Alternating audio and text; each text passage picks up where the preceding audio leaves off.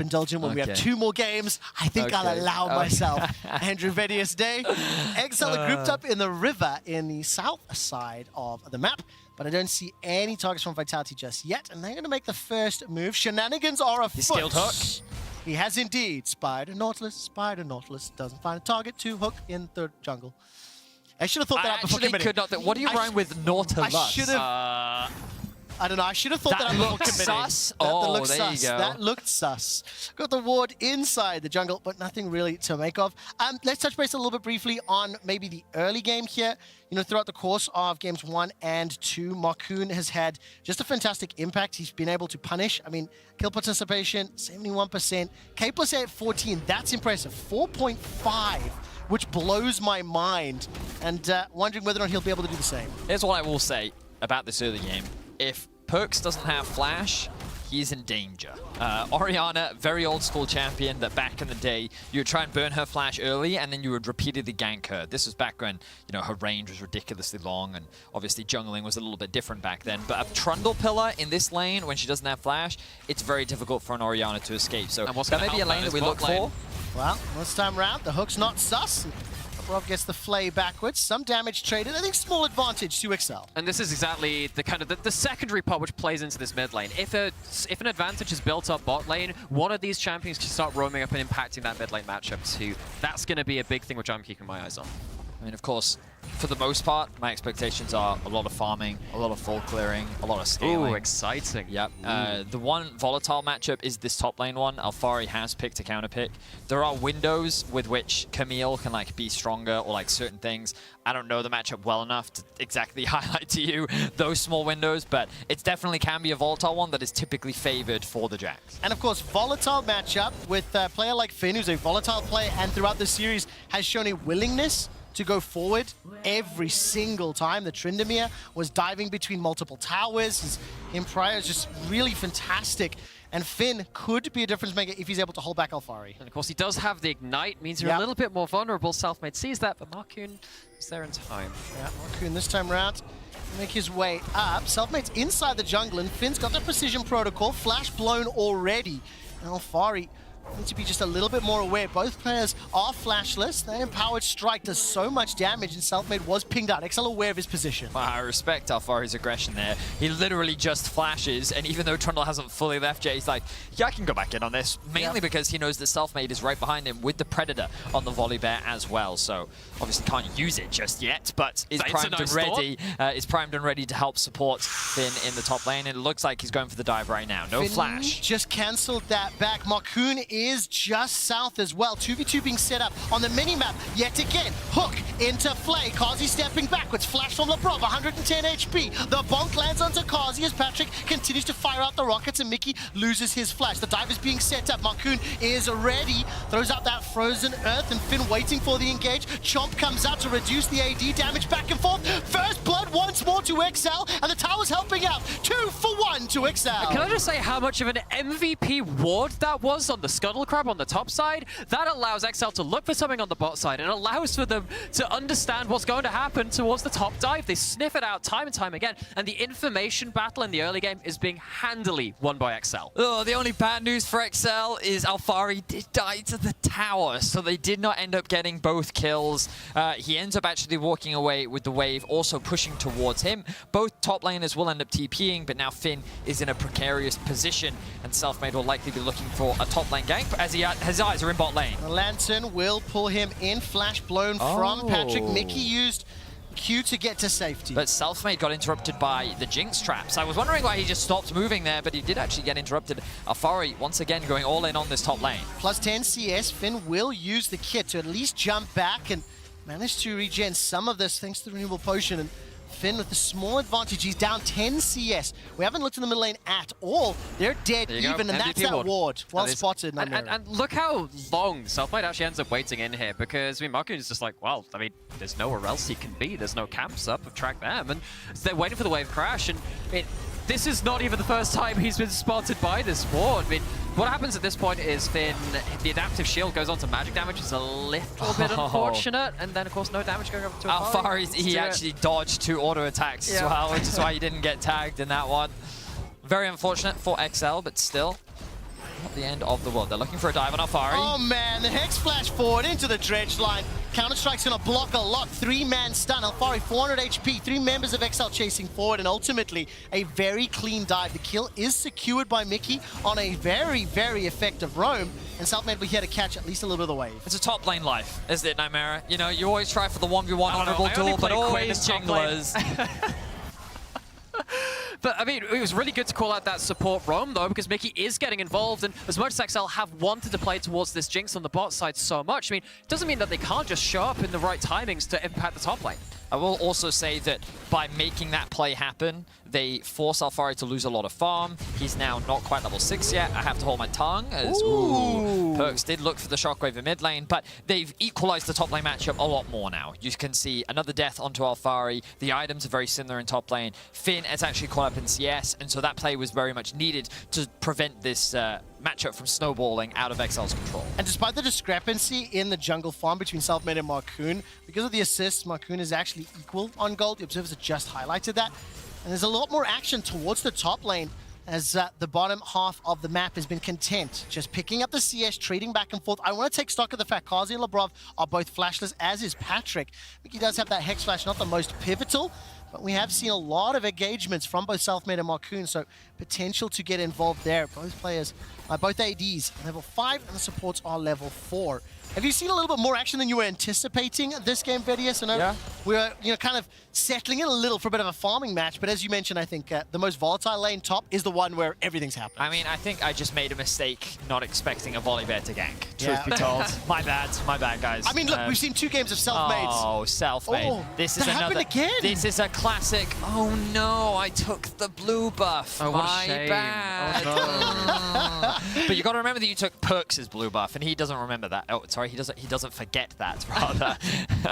He will hold it against Selfmade in the post-series meeting, I'm sure. But I do think as well, Selfmade this time round on a champion and in the matchup where he can set some plays up. Ooh. Marcoon cancels the back. The Flame Choppers will cut them off once again. The Lantern not to be able to bring Selfmade to the fray. Predator is all but nullified. And the 3 members of Vitality continue to push. Selfmade does get access to his ultimate. The Stormbringer could be used, but he's going to decide to back away.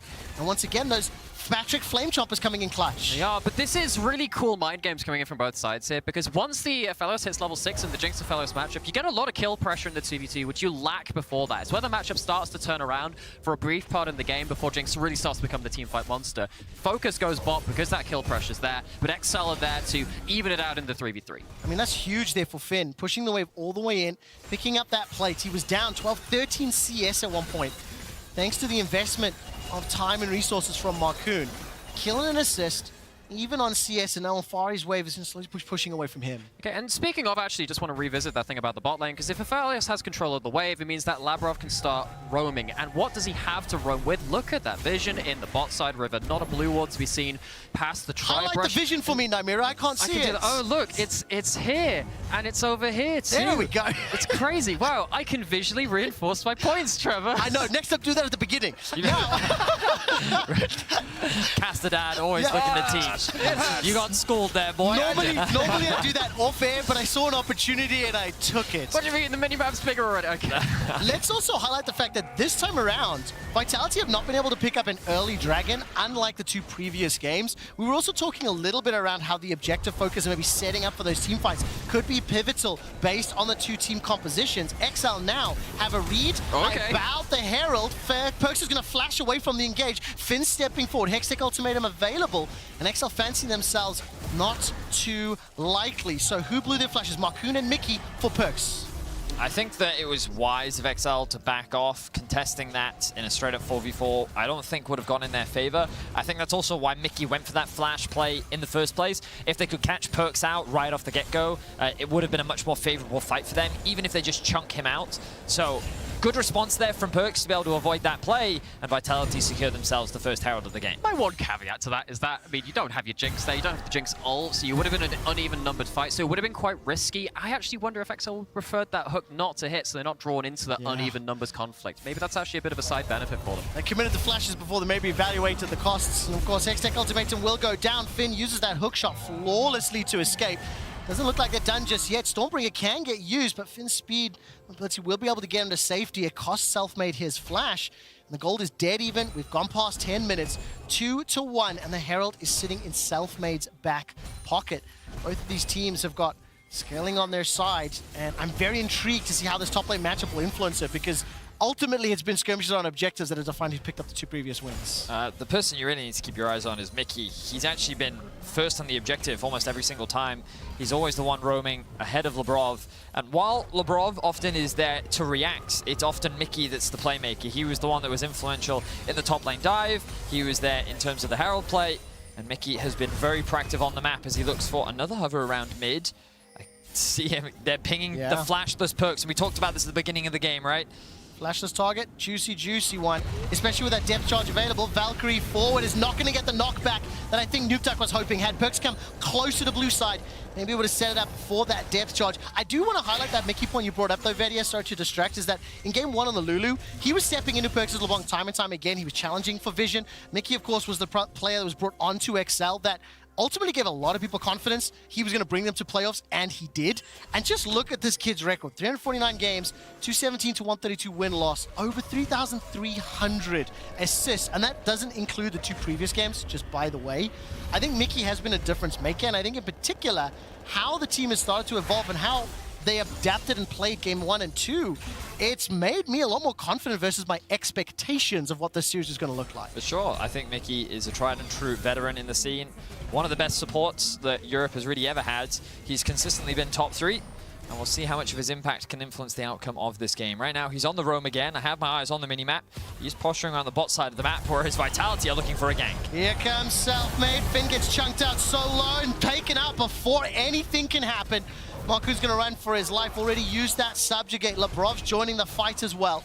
Marku, no flash available to him. The dark passage, death sentence is sidestepped, and a happy bee from Marku. And Vitality get 1 to even the kills. And as much as Labrov kind of makes a mess of the hook, he's there. He's there, and Mickey isn't. And as much as XL have tried to play around topside and have so often been first to the plate, on this time they don't have all their ducks in a row and get a bit punished for the over-aggression topside.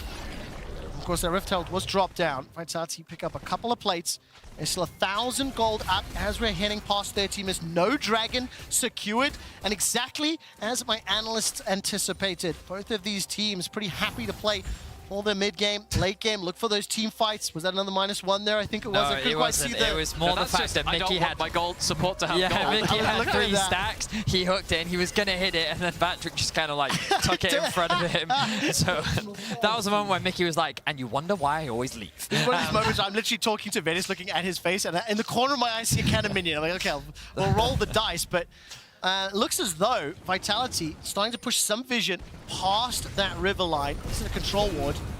And some lane assignments have been moved. Alfari's going to follow with a counter-strike. Manages to find the stun onto Nukeduck and going to leave him powered. That was just a Goomba stomp. Okay, so Jax, if you input buffer the W, the moment that it's out, it's going to hit, even if you flash. So Nukeduck needed to predict that in advance, and he didn't, so he dies. Yeah, that happens with a lot of melee-empowered auto-attacks. And I mean, at this point, we start seeing the 1-3-1 aspects of Vitality again. This is what they picked the Jax for, to have some side lane threat. Corki does not want to be really brawling it out with that champion.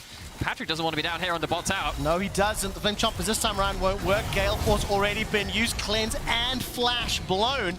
But Selfmade and Vitality be relatively happy with that. Perks made his way down from the middle lane as well. Here's what I will say. This game, in my opinion, is actually a great representation of what we've seen a lot of from Vitality this split in terms of their successes. Individual prowess is what this roster has been praised for. You give Alfari a winning matchup, you give him a couple resources, and look at how he's dominating on it. Yeah. He is consistently bullying out Finn. He's finding a solo kill onto Nukeduck. Meanwhile, Perks, he has no kills, no assists, and has a 150 gold bounty. He's at 173 CS at 15 minutes. His Orianna this split has been nothing but impressive. And what that's led to is actually an early game lead for the first time for Vitality, something that we know that XL love to play around, snowballing those leads. They don't have that in Game 3. No, they don't. And of course, Finn this time round will get some support. He's down a level to Alfari. Selfmade's going to make his way up. Labrov as well for the second time in a few minutes. Selfmade and Labrov comboing up to apply pressure. This time Finn backs away. And it's Vitality with that 1,000 gold lead. The dragon under the belt. The kill under their name. And of course, Perks on that Orianna. I just briefly want to highlight his performance this spring. 2-1 plus 29 CSD at 14. Stop and think on about it for a average. second. On average. Phenomenal, and of course... Which means he's done it more than that in at least one game. That's actually crazy. I mean, of course, Oriana's second most played champion for Perks, 42 professional games. And he's on a champion that can have a significantly larger impact, I think, as this game plays out. His Victor did exactly what it needed to do. Is now, once again, we can take a look at the top lane as trading blows, and both teams starting to congregate around the Herald, Vadius. What do they want to do? Not get hooked. Well, that's Mickey in trouble. He's going to flash away for now. Dredge lines forward. Self-made is inside the river. Kill was secured by Perks, and a dark passage out to safety. He just looked at him, didn't he? I don't know if he couldn't click it because of the ward, or if he did that as a type of BM move. But regardless, it looked awesome. Self-made is able to get away to safety, and Vitality find themselves another kill. They do, and they also get themselves a tower in the bottom lane. It's not done yet. The entirety of Vitality's 4-man pushing for a second tower in the mid lane. This will allow Marcoon to pick up the Herald, but that is table scraps. In comparison, Vitality in absolute control and a 3,000 gold. And when we've seen these kinds of compositions, which XL are piloting in spring, they want to be playing around neutrals. And, oh, Mickey gets style on. Gets flayed backwards. Flame Choppers will buy some time if anyone steps forward. Another dredge line comes out. The Chopper's not going to do anything, but somehow it's actually a chill trade. Both supports. Now Nukta pushing forward. The Pillar of Ice comes out, pushing Self-Made backwards. The kill will be donated, or it's attempted to Patrick, just like that.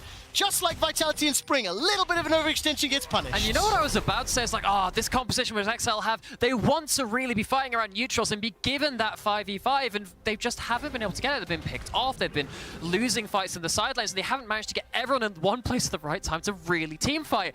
And then Vitality give it to them in a really odd situation. I mean, it really felt like there was a kill opportunity onto Mickey. It took just a couple seconds longer for the damage to arrive. Perks' teleport concludes, forced to go golden. Shockwave brings Finn backwards, but the Rift Herald boop picks up the second tower for XL. Hextech Ultimatum buys a couple seconds extra. Perks, by the way, the second kill. He has been a recipient of these mid lane engages at the cost of his tower.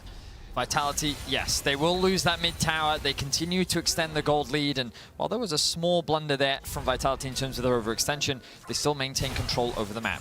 What I will say is that Vitality have found themselves in positions like this before, where they've often leveraged their strong mechanical execution to find advantages in the early, and then we see these small mechanical errors where they overextend, they get caught out, they think they have more damage than they do, and look at how LeBron, he ends up taking a rocket from Nukeduck, a crit from Patrick, he ends up dying, and then Self-Made also dropped at the cost of a lot of summoner spells as well. And after trying so hard around the Herald and actually succeeding at not giving the straight-up fight, this just feels like a very overbold thing to do. I get that they see the angle, but it's an overconfident move which gets them punished. And I will remind you that Corki's scaling hasn't gone anywhere. It's still a very real thing, and those rockets will very much hurt the later into the game we go, so XL definitely not out of it yet. Yeah, but Nukeduck needs to be able to stay in place, or at least be able to fire those rockets. Right now, it feels as though Vitality are applying all of the pressure to XL. Games 1 and 2 were defined the first 20 minutes by XL's excellent movement led by Marcoon and Nukeduck, playing the lanes, applying pressure, a lot of time pushing onto Alfari. This time around, it has been Vitality and Self-Made with multiple answers, multiple kills on the board, and being able to read and respond to XL. Just want to highlight that TP there from Alfari. He pushes out top all the way to the tower. TP's bot catches the pushed wave. There's still a tower there, which means that all of that stack wave gets caught, and Perks stays mid with Kazi, so they can still control the mid wave in order to then move towards the Drake. Great decision-making from Vitality, good setup around the Drake, and we're continuing to see them have a greater focus than XL over the Drake over the last two games. I mean, the entire series, Vitality have had dominance when it comes to the Dragon. Both Vision, setting up for it, playing around it, securing them, and of course that river setup allows them now to apply pressure in the bottom lane because of the TP. But actually what XL have done in response to that, show they did. They used another utility Jinx ult to stop some resets, make sure that no one could go back to defend that top lane in attack. XL do get something in the cross map, at least they're not going away from this empty-handed. They're not, and Vitality threatening the dive there, Nymera. Stepping forward, looking for the opportunity. Mickey's dredge line right between the uprights. By the way, Nukeduck is still on the turrets. Up top, managing to chip away at the inhibitor. Recalls, starting to finish. It does look like both Kazi as well as Self-made there, going to be able to back away. The Dragon is available, but now all of a sudden, Vitality numbers disadvantage. This is a window, though, where XL could actually secure the Dragon for themselves, because Vitality, by committing to the bot tier 2, they realize that they're behind in tempo and they need to reset back out onto the map. Nukeduck still has TP, Alfari does not. And look at this little situation that XL have created. Okay, Nukeduck deciding to go back. I feel like if he'd stayed around a little bit longer, I guess he doesn't have information as to where Vitality exactly is. If he had seen Alfari path back towards bot, you know that he would have immediately gone back towards that top lane, secured that tower, maybe not taken the inhibitor this early into the game, but regardless, XL playing the map very well, quite happy to concede this Drake for now. Bettis, I absolutely love that entire sequence of events you just painted, and 2 games in a row now, for several minutes of play, the cross-mapping and taking advantages where your opponents are not. The PvE side of the game is coming to fruition. We talked about how the players on XL have combined 194 games of experience. Mickey, one of the most experienced players we have. The reason I highlight that, when you get into these scenarios where you have to trade these objectives, where you have to decide where you push a lane, where you fall back, where you fight, it becomes so influential, and especially this game with these team fight compositions. So Nightmare, the margin for error begins to dwindle as itemization goes up, the hex gates are activated, 20 minutes in, and this 1,500 gold doesn't really matter. As Finn will be jumped on, teleport coming in, I think here from both Nukeduck as well as Perks, and Alfari stays alive so long, Nukeduck will be able to pick up the kill. Perks is now alone in the bottom lane, and that was just well played there. Earlier teleport wins. And there is your margin of error, because actually both of these teams, of course we saw this in the first 2 games, XL very quick to the punch on responding to the cross maps, no different in Game 3. But when it comes into the larger 5v5s too, so much damage from the turnaround of the Muramana 2-item Corki, that's going to be huge. Jinx popping off in a similar way. But it's not like it's just XL which has that. Jinx will be doing similar on the other side. Mistakes are going to be so crucial to track. We both held our breath. Kazi and Selfmade looking for Nukeduck. Flash available to him, and Valkyrie, and he's going to hold on to both. Dark Passage comes back. As I will say, Nukeduck may have forgotten the Hex Gates were a thing. Because to be fair, if the Hex Gates weren't a thing, I don't think he dies to that. I'm pretty sure they had a member and they had vision towards this entrance of the map. So he's like, I have vision on the bot side, I'm fine. But then the gates come through and he's like, wait, now there's suddenly 4 people here. So I definitely think he got caught off guard. Good pick from Vitality. They're able to trade it back from the pick that XL was able to find onto Alfari. There's so many moving parts in the wider map that occasionally these things do slip through the cracks. And especially as an older man, one that's been with Nukeduck for the entire journey, you know, if he was focusing on the CS, you do forget a mechanic that's been around, what, 6 months? He's been playing for over a decade. Well, I'm not going to make any assumptions. Regardless, I'm going to make it clear. He forgot. That's as simple as that. I've said it. I'm it speculating. It's just... I was merely a passenger in this conversation. What I will say, in terms of the map state right now, Vitality find themselves ahead. Nightmare, if you could highlight that bot side vision for me. Vitality, after finding that pick, they were able to control the bottom area. Now they're going to start moving that back up towards the top side as they still have that tower. Finn is pushing out that wave, and Vitality just making sure they have control around this Baron so that it doesn't get snuck away from them. And this game so far is exactly what we're anticipating. We're 24 minutes in, still very close. Mickey will find the dredge lines of Selfmade, not the target you're looking for. Alfari, level 14, he's pushing the top lane. I'm looking at teleports. Both mid laners are on cooldown. Both top laners are available. With 3-3 on towers, we're 2 minutes away from the next dragon. And for the time being, that's a great vision toggle. Thank you, observers. All the information is with Vitality that Vedius and Nightmare highlighted just moments ago, allowing them to be the aggressors. Yeah, and now we see the top lane outer turret finally fall to the favor of Vitality. Start pushing it through the top side, and you see what happens to that bot side of the map. We just highlighted the vision down there. Look to see that start getting transferred to the top side of the map now for Vitality, because the Baron's now in play. Of course, Dragon's not going to be up for another 2 minutes. They can try and keep that bot lane vision around a little bit longer for that, but then watch what happens to the Baron. Well, when we see how this sets up, I'm going to put Vedius in a very difficult situation. I love that. How do you want to see XL play these fights? They're in a deficit, but they do have a lot of damage. They've got tools. That deficit not quite as dramatic as you expect. And you talked about posturing during drafts. Well, I think that the most important thing is they leverage their range. In an ideal... At first, I thought that they needed to be first on an objective in order to leverage the range, but a part of me thinks it's actually better if they come second, because if Vitality starts off the Drake, you have the aggro from the Drake along with the poke from both a Jinx and a Corki coming from behind. But at the same time, as Vitality try to approach an objective, you can leverage that poke to kind of chip away at them as they get closer and closer. The Flame Chompers is going to help as well. And ultimately, though, I think XL just need to try and leverage their range and keep Vitality at arm's length. So actually, watch out for this on blue on the Baron, because blue side is so much better at doing that, just because of the geography of the map and the direction that pit faces. Dragon a little harder to do it, but they have to do it now. Well, let's find out. XL looking like second to the Dragon. Yeah. Thank you. I'm so glad. That was great timing on the setup. Vitality are going to get pushed out of the river just for now. And Nukeduck's doing exactly what he needs to. Leveraging the wall, staying just out of arm's length. Nukeduck, Hexgate! Selfmade jumped in from behind. Selfmade's got the flash available to him, as well as that Stormbringer. Dredge line will find a target. The depth charge goes up. Kazi is chunked. The Mega Death Rocket won't find his target, but the Valkyrie does. Nukeduck will be able to pick up the kill, finds himself a second. It's a 2-for-1 in favor of XL, and Alfari's locked inside the baby cage, but he's going to take the Dark Passage away. Finn will chase with the hook shot, and now Vitality running for their lives. And you can nerf the damn thing, but that package is so important when you play around the timers. Gets onto all of the right targets, and Nukeduck, Finn, they dive onto the backline, they find the correct targets. Mickey, man! This guy is a monster!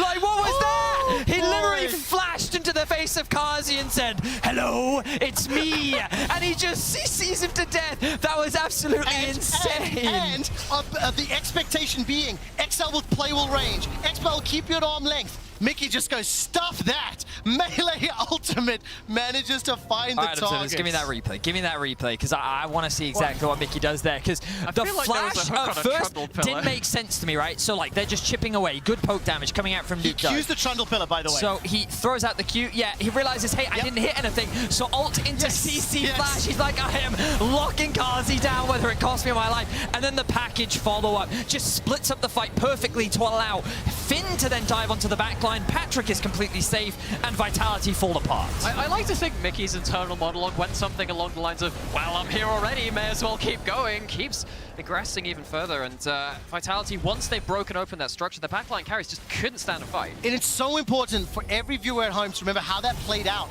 And I'm so happy with the timing of our conversation. How do XL play the fight? What options do they have available to them? And then it gets demonstrated nearly flawlessly. Mickey doesn't have to hit a target with his Dredge Line, he just has to hit the Pillar of Ice. Marcoon this time around will get pulled backwards, the Shockwave just catches onto him, and Selfmade is burst very, very low. XL are able to escape with their lives. Moonlight Vigil was spent, as well as the Shockwave. Mickey finds the Dredge Line onto the target, and Kazi once more. Oh, Mickey, once again, you are so fine with your target selection. 4 members pull back, he does it again. This man's using an aimbot, he does not miss. Vitality forced away, 28 minutes in, they step into the Baron pits. And those kind of hooks are so important. I mean, he's playing with the width of his health bar, using it as a resource, and he keeps himself alive. Now they get themselves first crack at the Baron. Kazi is just getting obliterated in this game, but Vitality are not out just yet. The TP coming in from Alfari. The Dredge Line once again onto Selfmade. Finn jumps outside the pit, look at the damage! Finn's gonna chase him down, Alfari finds one, and now all of a sudden Vitality have forced XL to split up. Patrick is running for his life, it's a 1-for-1. The Baron is crucially stopped. Patrick flashes in to get out, but he may be locked down here. He's spotted on vision. Alfari is hunting. Now Alfari's going to be able to chase, looking for the lead. We'll find the stun. Blast going over the wall. Oh, that's just not a good place to be, but that's a lot of damage. All of a sudden, Alfari got knocked, couldn't find the target, finally does. That's all of a sudden the 1-for-1. Now Finn chunks down Kazi, running for his life. Marcoon waiting in the wings. Shockwave is dashed away from on that hook shot.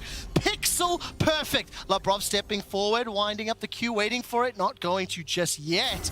10-10 gold, about even 30 minutes in. Okay, where are we starting this? Starting this right at the start with all of the combined hooks, and Marcoon with the ultimate running survives far more than he has any right to. And once you get that point where you've used a lot of your big cooldowns, you're trying to get that first pick, you've failed to do so, you've kind of run out a lot of your staying power in this, and what? That's the lollipop, that's the absolute hitbox maximum, and Kazi feeling a bit sad about that one, I'd imagine. Yeah, that was honestly a really good hook from Mickey. The fact that he was able to land that, beautifully done. And just at the max range as well. 0-6, 0-6. Nautilus, the trap got treats. Treats! Yeah. Mickey is calling you out, bruh. right now, 2, 4, and 5. He's finding the hooks that matter, but let's not kid ourselves. This game is still dead even. It is bouncing That's what I love. on a Quick knife shot, a edge. bloodbath game 3. We had one-sided affair, and then the other immediately responds. We're now basically in a best-of-3 situation. We thought that Vitality had the strong early game. XL brought it back with good team fighting, and what I will say is this has been a problem we've seen for Vitality sometimes. Often, they actually play better when they don't get early leads, because when they do, they have a tendency to throw them. And we only saw a couple small mistakes, but when it came down to the fights, XL did play them better. Mickey played like a monster. And XL now find themselves on even footing. And we're going to see it happen significantly more often. Marcoon is caught out and will be taken down just too far forward. Vitality punish, 45 seconds to Dragon. That actually is pretty impactful. They could also just go straight to Baron right now. There's no jungler available on XL. The big risk for Vitality is Nuke Duck, level 16. His ultimate is maxed out. That poke damage is going to be lethal. It is, however, look at the weapons on Kazi. Perfect for shredding through an objective. Doesn't have that much ammo left on them, but those shotguns take down Baron fast. They do, 6,000, 5,000, the vision, very. Labrov finds the death sentence. Dredgeline this time around doesn't find a target. Super Mega Death Rocket into the pit. That is Baron secured by Vitality, and the Dark Passage will be disregarded. Dredgeline catches onto LeBron. 7 seconds for Selfmade. It'll take him Marcoon, take him a long time to arrive. That's another kill secured. 1-for-1 trade after the Baron. And all of a sudden, Vitality are happy. They get the Baron, they get themselves a kill, and so far, they're getting out alive. Nuke Duck had to delay his TP because he wanted to wait for the package. Once he grabbed it, he immediately TP'd in, but it was too little, too late. Vitality secured themselves the Baron off a massive pick onto Marcoon. The biggest mistake we've really seen from him so far this series, and Vitality are quick to capitalize. But it does mean that Vitality aren't in position to contest this Dragon. They're going to give up their chance to potentially get to a soul point, which of course does get very, very impactful as the game goes on, because you can force the enemy team to come into you on uneven terms. Not going to get that XL, get themselves 2 Dragons on back-to-back. Vitality can now leverage the fact that they have the Baron, a stronger side laner in Alfari, level 16. 3 items completed for him to start sieging and breaking into the base of XL. Vitality need to leverage this Baron as much as possible because the range advantage that XL have, if more fights keep going that way, XL should be able to turn this around once again. Thus far seems to be the case. Tower number 5 secured, set up the wave in the top lane, and 5 members of Vitality are looking to crash. Mickey again looking for targets, but no Hex Flash, no Ignite. Alfari's going to leap forward, find the counter. So look at that rocket. I mean, that was a big one to the face of Vitality, and Mickey's hunting. He's looking for the dredge line. Another rocket. Super Mega Death Rocket this time. It's rockets for days, and Mickey will find a dredge line onto a galloping volley bear. Patrick will get excited, will get the kill. Vitality with the empowered recall should be able to escape, although I say that, they've interrupted them. There's a teleport coming back in. XL, will they interrupt and destroy the Baron buffs? Mickey steps forward, he gets obliterated in the top lane. Moonlight Vigil chunks out Patrick and Nuke Duck. Perks flashes forward, doesn't find the kill. Nuke Duck! Oh, that was actually disgusting. Blows up Labrov, but Vitality still with Baron and are pushing forwards. And now Vitality are back on the siege with the Baron buff. They still have the members to start attacking these towers. I mean, but Macrown's spinning up. Nuke Duck is an artillery bomb. Hextech Ultimatum's gone down. Kazi hops over the wall. Patrick's taken out to 1-for-1, but crucially Kazi alive, roots down Nuke Duck, and Finn is now left on the back line. Marcoon steps forward, chucks out a pillar of filth, and runs away. Perks and Kazi, after a very, very extended trade, pick up the tower. And considering how many clutch moments we've seen from XL to try and get themselves these miracle hooks to get back into some of these objective pits, it's Vitality that keep calm, keep poised, keep collected, and both their carries are still alive. Calm, poised, collected. Kazi flashed over a wall into the face of 3, my man. He literally said, I want blood for the blood god. It worked out for them, and Vitality will be able to pick up a 34-minute inhibitor. The game's not done just yet, and I anticipate that XL won't be able to find more targets. I want to take a moment to quickly ask the fans and viewers at home, who do you think will win this series? Discord, correction. Asking on Discord, who will win this series, XL or Vitality? And while you are voting, I do want to pose a question which I will revisit later. Looking at the lower bracket, 5th seed, 6th seed match in playoffs. XL, a surprise to all. Vitality, an even bigger surprise. What were your expectations of these two teams' performances? Vitality were touted as that super team, and right now they are fighting tooth and nail against XL as we jump into that replay, Namira. And about that Corki scaling, it's very much online. very high level, lots of items to bring to bear. So Vitality, they want to try and have an organized retreat, but they have to split. They lose one person, but the fact that they understand that, hang on, we have a teleport, I'm coming to bail you out, maybe we can fight this, it turns things very, very quickly. There was no flash left on that Nautilus, and Vitality, I mean, they understand the safe bounce, but it's a close run thing. Yeah, what a crazy extended fight as well. The fact that Vitality feel confident enough with only 3 members to then go back out on the push because of how low this Jinx is. Then Alphari dives in, but this means that Kazi sees Nuke Duck, has no escape tools, and he dives in, kills the low health Jinx, roots up Nuke Duck, gets a kill onto him as well. And props to Kazi because he has been caught out a few times this game, but he definitely came up clutch in those final fights. I mean, Vedius, he came up so clutch because he was cool, calm, and collected. You know, True. really Very true. handling the situation so well. Don't be mean. Don't be Vitality, mean. 5,000 gold up. Super minions in the top lane. We're a minute until the next dragon, but this is dragon number 3. And I think Alphari has been a little bit under discussed for the last few minutes because every time I look at the minimap, he's pushing a side lane. He's opening up opportunities for not 1, but 2 objectives to be secured when Vitality are winning these fights. And then the question is, of course, how much are you going to get done at that point? When the fights get very scattered, very broken, yeah, Jackson start running people down with multiple leap strikes and the like of that. But when it's a very short, bursty fight, Camille has a lot of value.